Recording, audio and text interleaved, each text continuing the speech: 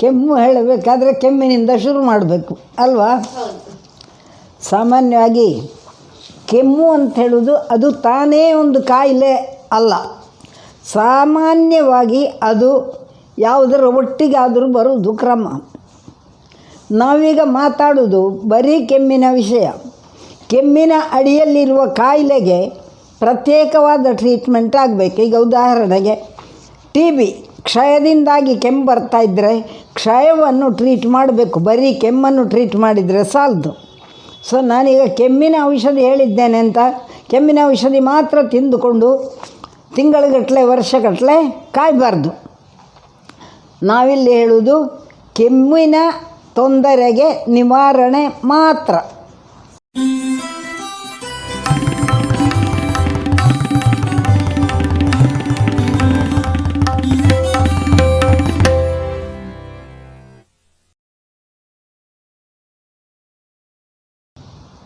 ಸಾಮಾನ್ಯವಾಗಿ ಶೀತದೊಂದಿಗೆ ಕೆಮ್ಮು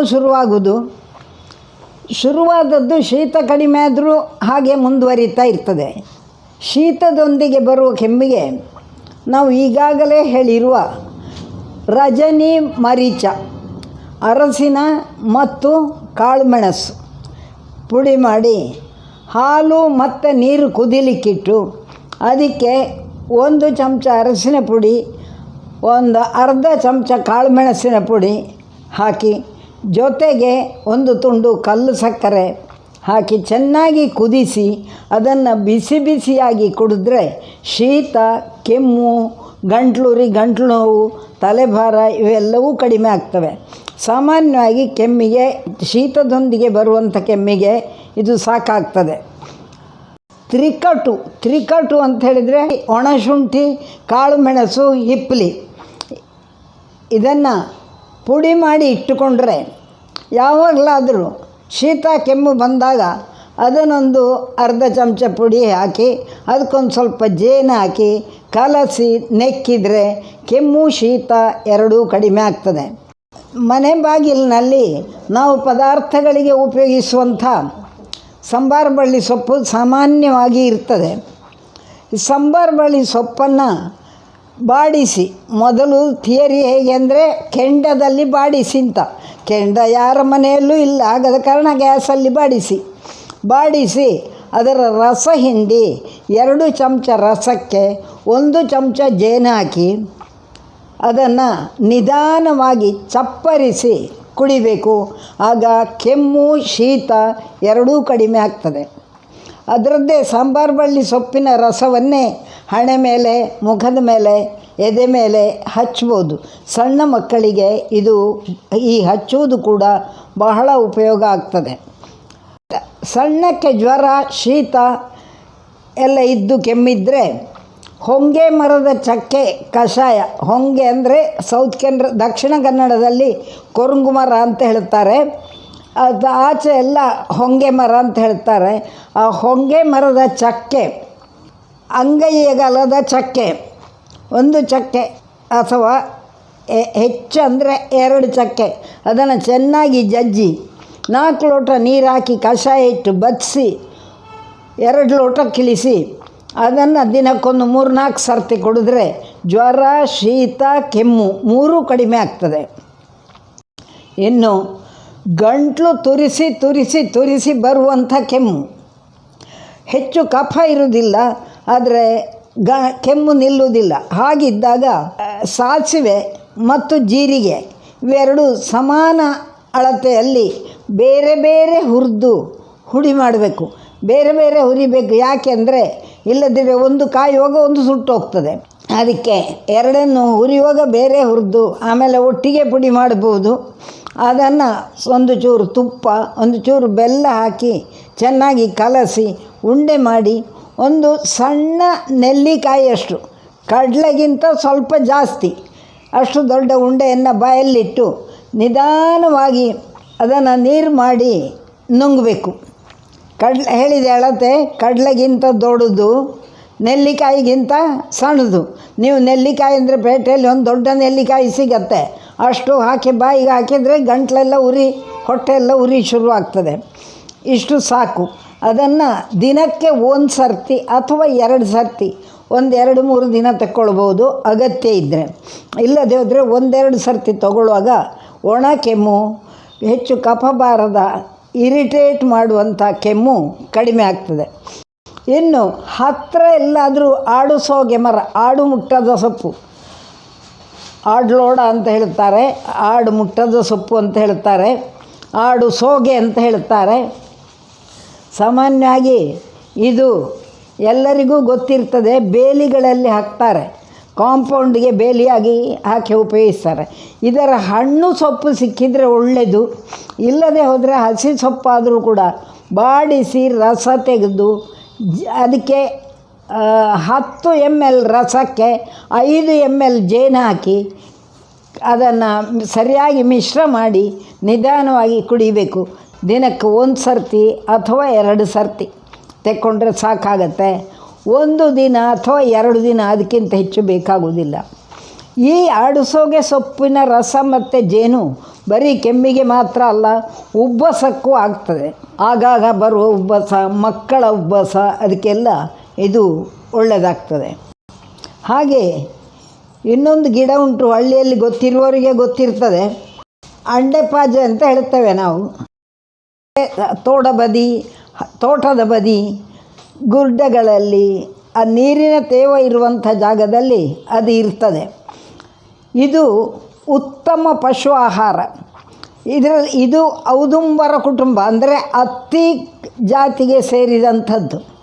ಇದರಲ್ಲಿ ಕಾಯಿ ಆಗ್ತದೆ. ತುದಿಯಲ್ಲಿ ಹುಡುಕಬೇಡಿ, ತುದಿಯಲ್ಲಿ ಕಾಯಿ ಆಗುವುದಿಲ್ಲ. ಬುಡದಲ್ಲಿ ಬೇರಿಳಿದ ಹಾಗೆ ಗೊಂಚಲಾಗಿ ಇಳಿದು ಕಾಯಿ ಆಗ್ತದೆ. ಇದರ ಎಳೆ ಚಿಗುರನ್ನು ತಂದು ಚೂರು ಉಪ್ಪು ಹಾಕಿ ಅರೆದು ಅದಕ್ಕೆ ಚೂರು ಬೆಲ್ಲ ಬೆರೆಸಿ ಅದನ್ನು ಒಂದು ಕಡಲೆಯಷ್ಟು, ದೊಡ್ಡ ಕಡಲೆಯಷ್ಟು ಬಾಯಲ್ಲಿಟ್ಟುಕೊಂಡು ನಿಧಾನವಾಗಿ ನೀರು ಮಾಡಿ ನುಂಗಬೇಕು. ಅದು ಸುಮಾರು ಗಂಟಲು ತುರಿಸಿ ಬರುವಂಥ ಹಲವು ಕೆಮ್ಮುಗಳು ಅದರಲ್ಲಿ ನಿವೃತ್ತಿ ಆಗ್ತವೆ. ಇದು ಅತ್ಯುತ್ತಮ ಪಶು ಆಹಾರ. ಹಸುಗಳಿಗೆ ಹಾಲಾಗದಿದ್ದರೆ ಇದನ್ನು ತೆಲ್ಲಿಗೆ ಹಾಕ್ತಾರೆ, ಮಡ್ಡಿಗಿಡುತ್ತಾರೆ. ಇದು ಸಾಮಾನ್ಯವಾಗಿ ಮಡ್ಡಿ ಸೊಪ್ಪು ಅಂತಲೇ ನೋನು. ಕಾಳು ಮೆಣಸನ್ನು ಒಂದು ಸ್ವಲ್ಪ ತುಪ್ಪ ಹಾಕಿ, ತುಂಬ ಅಲ್ಲ, ಅದು ಜಸ್ಟು ಹೌದಲ್ವ ಅಂತ ಪಸೆ ಆಗಬೇಕಷ್ಟೇ, ಅದನ್ನು ಹುರಿದು ಹುಡಿ ಮಾಡಿ ಇಟ್ಟುಕೊಳ್ಬೇಕು. ಅದನ್ನು ಬೆಲ್ಲ, ತುಪ್ಪ ಅಥವಾ ಜೇನು ಯಾವುದನ್ನಾದರೂ ಹಾಕಿ ಕಲಸಿ ನೆಕ್ಕಿದರೆ ಕೆಮ್ಮು ಕಡಿಮೆ ಆಗ್ತದೆ. ಇನ್ನು ಬಹಳ ಸಮಯದಿಂದ ಕೆಮ್ಮು ಬರ್ತಾ ಇದೆ, ಏನು ಮಾಡಿದರೂ ನಿಲ್ಲುವುದಿಲ್ಲ ಅಂತಿದ್ದರೆ ಅದಕ್ಕೊಂದು ಕಷಾಯ ಹೇಳ್ತೇನೆ. ಬಹಳಷ್ಟು ಜನರಿಗೆ ಇದು ಪ್ರಯೋಜನ ಆಗಿದೆ. ಅಮೃತಬಳ್ಳಿ, ಅಣಿಲೆಕಾಯಿ, ಒಣಶುಂಠಿ, ಕಾಳುಮೆಣಸು, ಜ್ಯೇಷ್ಠ ಮಧು ಇವುಗಳನ್ನು ಪುಡಿ ಮಾಡಿ ಕಷಾಯಕ್ಕಿಡಬೇಕು. ಅದು ಕುದಿಯುವಾಗ ಅದಕ್ಕೊಂದು ಬಿಳಿ ನೀರುಳ್ಳಿ ಸಿಕ್ಕಿದರೆ ಒಳ್ಳೆಯದು. ಬಿಳಿ ನೀರುಳ್ಳಿ ಸಿಗದೆ ಹೋದರೆ ಈ ನೀರುಳ್ಳಿ ಆದರೂ ಅದು ಕುದೀತಿದ್ದಾಗೆ ಕೊಚ್ಚಿ ಹಾಕಬೇಕು. ಅದು 4 ಲೋಟ 2 ಲೋಟ ಆದಾಗ ಅದಕ್ಕೆ ಬೆಲ್ಲ ಹಾಕಬೇಕು. ಆ ಬೆಲ್ಲ ಕುದಿದು ಅದರಲ್ಲಿ ಸೇರಬೇಕು, ಪಾಕ ಆಗಬೇಕು. ಮತ್ತೆ ಬೆಲ್ಲ ಹಾಕಿದರೆ ಅದು ಸೇರುವುದಿಲ್ಲ. ಅದಕ್ಕೆ ಹಾಕಿ 1 ಲೋಟ ಕಿಳಿಸಿ ಅದನ್ನು ತೆಗೆದಿಟ್ಟುಕೊಂಡು ಒಂದೇ ಸರ್ತಿ ಗಳಗಳ ಅಂತ ಕುಡಿಬಾರ್ದು, ಸ್ವಲ್ಪವೇ ಕುಡಿಬೇಕು. ಕೆಮ್ಮು ಕಡಿಮೆ ಆದಮೇಲೆ ಅದನ್ನು 2 ಹೊತ್ತು ಮಾಡಿ 3 ದಿನ ತೆಕ್ಕೊಳ್ಬೋದು. ಸಾಮಾನ್ಯವಾಗಿ 3 ದಿನಕ್ಕಿಂತ ಹೆಚ್ಚಿಗೆ ಬೇಕಾಗುವುದಿಲ್ಲ. ಎಂತೆಂಥ ಕೆಮ್ಮುಗಳಾದರೂ ಇದರಲ್ಲಿ ವಾಸಿ ಆಗ್ತವೆ. ಇದನ್ನು ಪುಡಿ ಮಾಡಿ ಇಟ್ಟುಕೊಂಡು ಬೇಕಾದಾಗ ಉಪಯೋಗಿಸುವ ಕ್ರಮವೂ ಇದೆ, ಹಾಗೆಯೂ ಮಾಡ್ಬೋದು. ಆಗ ನೀರುಳ್ಳಿ ಹಾಕಲಿಕ್ಕಿಲ್ಲ, ಇನ್ನು ನೀರುಳ್ಳಿ ಹಾಕಿ ಪುಡಿ ಮಾಡಲಿಕ್ಕೆ ಹೋಗಬೇಡಿ.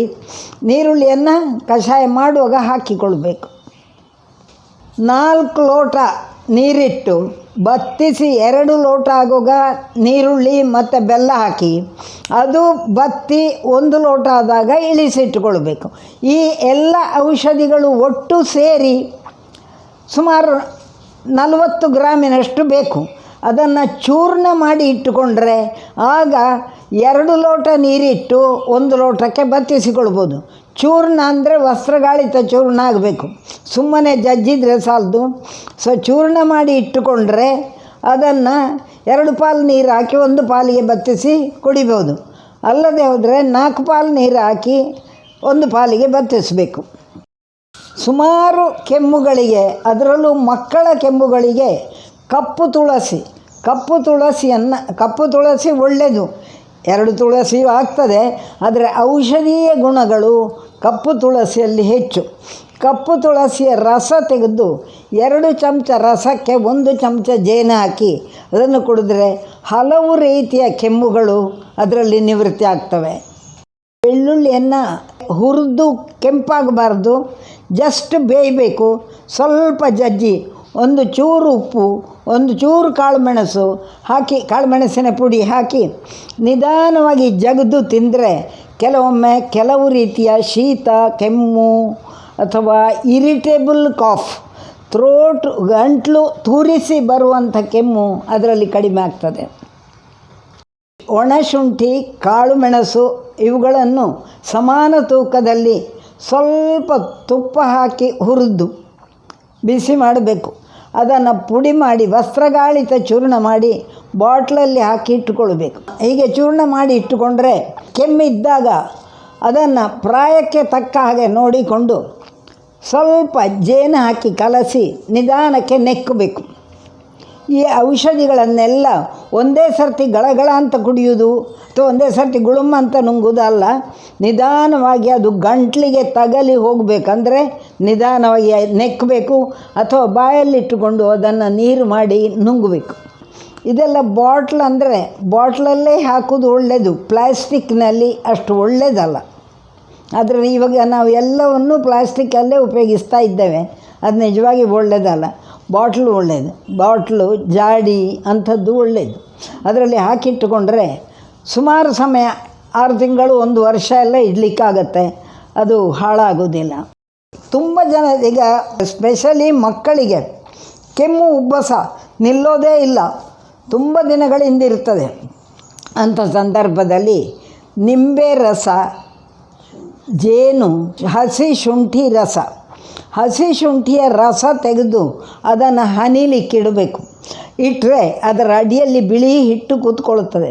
ಅದನ್ನು ಬಿಟ್ಟು ರಸ ಮಾತ್ರ ಡಿಕ್ಯಾಂಟ್ ಮಾಡಿ ಹನಿಸಿದ ರಸ, ಹಸಿ ಶುಂಠಿಯ ಹನಿಸಿದ ರಸ, ಜೇನು, ಸೋಸಿದ ನಿಂಬೆ ರಸವನ್ನು ಸೋಸಿ ಹಾಕಬೇಕು, ಬೀಜ ಸಹಿತಲ್ಲ. ಈ 3 ಸಮಾನ ಅಳತೆಯಲ್ಲಿ ಸೇರಿಸಿ ಒಂದು ಬಾಟ್ಲಲ್ಲಿ, ಪ್ಲಾಸ್ಟಿಕ್ಕಲ್ಲಿ ಇಡಬೇಡಿ, ರಿಯಾಕ್ಷನ್ ಆಗುತ್ತೆ. ಬಾಟ್ಲಲ್ಲಿ ಹಾಕಿ, ಬಾಟ್ಲಲ್ಲಿ ಫುಲ್ ಇಡಬಾರ್ದು, ಅರ್ಧ ಅಥವಾ ಮುಕ್ಕಾಲರವರೆಗೆ ಇಡ್ಬೋದು, ಯಾಕೆಂದರೆ ಅದರಲ್ಲಿ ಗ್ಯಾಸ್ ಆಗುತ್ತೆ. ಅದನ್ನು ಬಿಸಿಲಿಗಿಡಬೇಕು. ಒಳ್ಳೆ ಬಿಸಿಲಿದ್ದರೆ 1 ವಾರದ ತನಕ ಬಿಸಿಲಿಗಿಟ್ಟು ತೆಗೆದು, ಬಿಸಿಲಿಗಿಡುವಾಗ ಡೈರೆಕ್ಟ್ ಇಡಬಾರ್ದು, ಮೇಲೆ ಒಂದು ಬಟ್ಟೆ ಮುಚ್ಚಬೇಕು ಅಥವಾ ಮುಚ್ಚಳ ಹಾಕಿಯೂ ಇಡಬಾರ್ದು. ಅದಕ್ಕೆ ಒಂದು ಬಟ್ಟೆ ಮುಚ್ಚಿ ಬಿಸಿಲಿಗಿಡಬೇಕು. 1 ವಾರ ಇಟ್ಟು ಆಮೇಲೆ ತೆಗೆದಿಟ್ಟುಕೊಂಡ್ರೆ ಅದನ್ನು ದಿನಕ್ಕೆ ಮಕ್ಕಳ ಪ್ರಾಯ ನೋಡಿಕೊಂಡು 5ರಿಂದ 10 ml ಬೆಳಗ್ಗೆ ಬರೀ ಹೊಟ್ಟೆಗೆ, ಸಾಮಾನ್ಯವಾಗಿ 1 ಹೊತ್ತು ಸಾಕಾಗತ್ತೆ. ಸಿವಿಯರ್ ಇದ್ದರೆ 2 ಹೊತ್ತು ಕೊಡ್ಬೋದು. ಇದನ್ನು ಮೊದಲನೇ ಸಾರಿ ಕೊಡುವಾಗ 21 ದಿನ ಬಿಡದೆ ಕೊಡ್ಬೋದು. ಆನಂತರ ಉಬ್ಬಸ ಇದ್ದರೆ 3 ದಿನವೋ 6 ದಿನವೋ ಅಗತ್ಯ ಇರುವಷ್ಟು ಕೊಡ್ಬೋದು. ಹೀಗೆ 3 ತಿಂಗಳ 6 ತಿಂಗಳ ಕೊಟ್ಟರೆ ಆಮೇಲೆ ಉಬ್ಬಸ ಬರುವುದು ನಿಂತು ಹೋಗುತ್ತೆ. ಈ ಮಿಶ್ರಣ ಬಿಸಿಲಲ್ಲಿ ಇಡುವಾಗ ಅಲ್ಲ, ಬಿಸಿಲಲ್ಲಿ ಇಟ್ಟಾದ ಮೇಲೆ ಕೊಡಲಿಕ್ಕೆ ಶುರು ಮಾಡೋದು ಒಳ್ಳೆಯದು. ಆ ಬಿಸಿಲಲ್ಲಿ ಇಡುವುದು ಅಂತ ಹೇಳುವುದು ಅದಕ್ಕೆ ಪಾಕ ಆಗಬೇಕು.